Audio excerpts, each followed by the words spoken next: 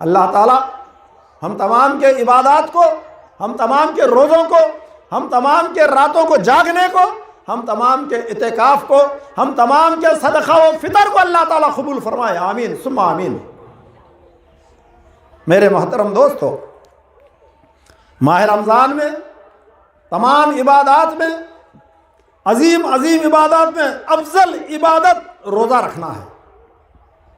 روزوں کو اللہ تعالیٰ فرض کر دیا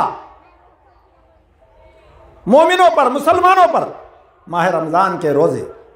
مگر کیوں فرض کیا؟ اس کے کئی فوائد ہیں۔ ماہ رمضان کے روزوں کے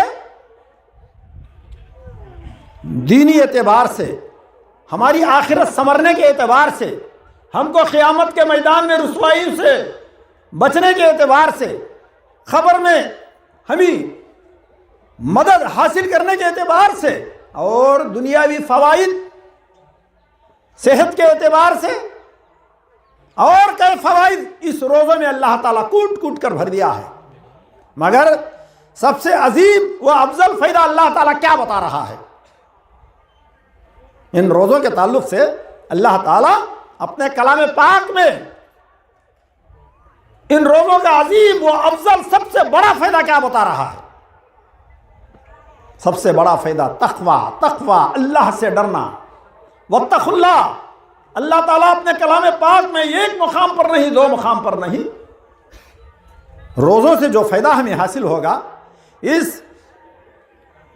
جو فائدہ ہوگا اس فائدے کو اللہ تعالیٰ الگ الگ مقامات پر قرآن کلام پاک میں اللہ تعالیٰ جس کا تذکرہ کر رہا ہے، واتقوا اللہ، واتقوا اللہ، واتقوا اللہ، اللہ سے ڈرتے رہا کرو، اللہ سے ڈرتے رہا کرو، اللہ سے ڈرتے رہا کرو۔ ہر حال میں ایک شخص، ایک صحابی، ایک شہنشاہ کائنات کے غلام، اللہ کے پیارے حبیب جناب محمد رسول اللہ صلی اللہ علیہ وسلم کی خدمت میں حاضر ہوئے، کہنے لگے، اے اللہ کے رسول، اے امام الانبیاء محبوب الکبریاء حضرت محمد صلی اللہ تعالی علیہ وسلم، میں سفر کے لیے نکل رہا ہوں، میں کسی گاؤں کو جانے کے لیے سفر میں نکل رہا ہوں، مجھے کچھ نصیحت کیجئے۔ فرمایا محمد کریم صلی اللہ تعالی علیہ وسلم نے، اے سوال کرنے والے سائل، تو جب سفر کے لیے نکل رہا ہو تو تیری سواری اونچائی پر چڑھ رہی ہو تو اللہ اکبر کہنا، نیچے اتر رہی ہو تو سفر میں تیری سواری سبحان اللہ کہنا، اور ہر حالت میں اللہ سے ڈرتے رہا کرو۔ واتقوا اللہ، اللہ سے ڈرنا ہی عربی میں اللہ کا ڈر، واتقوا اللہ کہا جاتا ہے۔ یہی چیز یہ روزے سے پیدا ہوتی ہے۔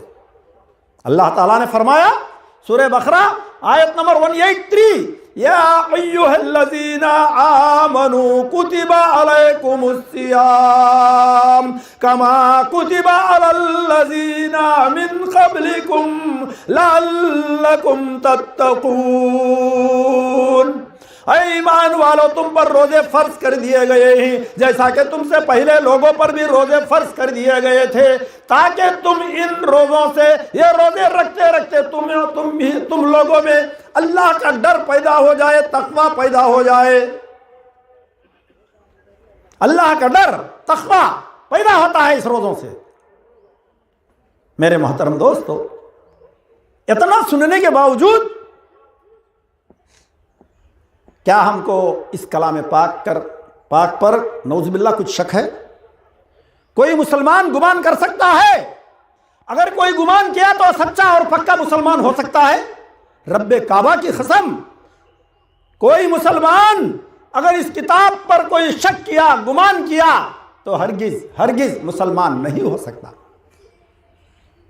مگر میرا سوال یہ ہے کہ ان روزوں سے ہماری طبیعت میں، ہمارے ایمان میں، ہمارے خیالات میں، ہمارے اعمال میں کہاں تک تقوی پیدا ہوا؟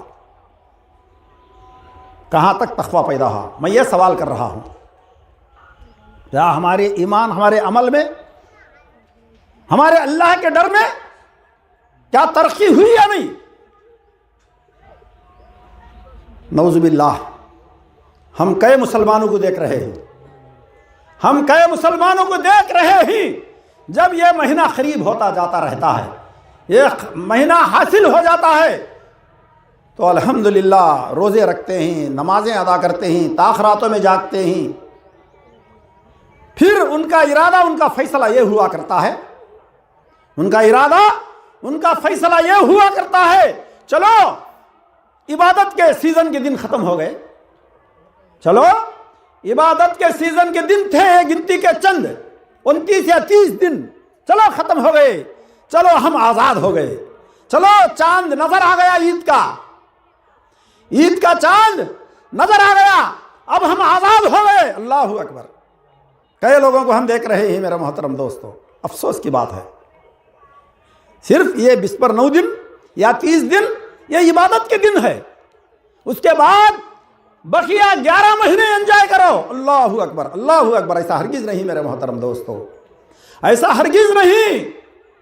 ان روزوں کا مقصد، ان روزوں کا مطلب، ان روزوں کا اثر اگر ہم صدق دل سے رکھتے ہیں، اگر ہم سچے اور پکے مومن بن کر اگر روزے رکھے ہیں، اور ہم جس طریقے سے کلام پاک کی آیات پر جس طرح یقین رکھنا چاہیے، اس یقین سے، اور جس طرح ہم اللہ کی رضا، اس کی خوشنودی اور اس سے جزائے خیر حاصل کرنے کا جو ارادہ رکھنا تھا، اگر ہو بہو اسی طرح رکھ کر اگر ہم روزے رکھے ہیں تو ہماری طبیعت میں ایسی بات نہیں آئے گی جو میں کہتا ہوں۔ کئی بھائیوں کو ہم دیکھ رہے ہیں آزاد ہو جاتے ہیں، جیسا کہ شیاطین کو جکڑ دیا جاتا ہے، اس مہینے میں قید کر دیا جاتا ہے، جہنم کے دروازوں کو بند کر دیا جاتا ہے، جنت کے دروازے کو کھول دیا جاتا ہے۔ اسی طرح جب عید کا چاند نظر آ جاتا ہے تو کئی مسلمان بھائی، کئی مسلمان بہنیں یہ سمجھتے ہیں کہ ہم آزاد ہو گئے، چلو مہینہ چلا گیا، اب کوئی عبادت کرنے کی ضرورت نہیں، اب کوئی اللہ سے ڈرنے کی ضرورت نہیں، جھوٹ بولنے سے ڈرنے کی ضرورت نہیں، دھوکہ کرنے سے ڈرنے سے ضرورت نہیں، وڈی کو لینے سے، سود کو لینے سے ڈرنے کی کوئی ضرورت نہیں۔ ایسا ہرگز نہیں میرے محترم دوست، اللہ کی قسم کھا کے کہتا ہوں، آدمی برس کے 12 مہینوں تو کیا، زندگی کا ہر لمحہ ہمارے لیے وہ اللہ ہے، وہ رب ہمارا رب ہے، ہر لمحے کے لیے، زندگی کے ہر لمحے کے لیے وہ رب ہمارا رب ہے، وہ اللہ ہے، وہ خالق کائنات ہے۔ اور 100 سال بھی اگر زندگی اللہ تعالیٰ ہمیں عطا کر دے، ہر مہینہ تو کیا، ہر دن تو کیا، ہر گھنٹہ تو کیا، ہر لمحہ، ہر سیکنڈ اس سے ڈرتے رہنی چاہیے۔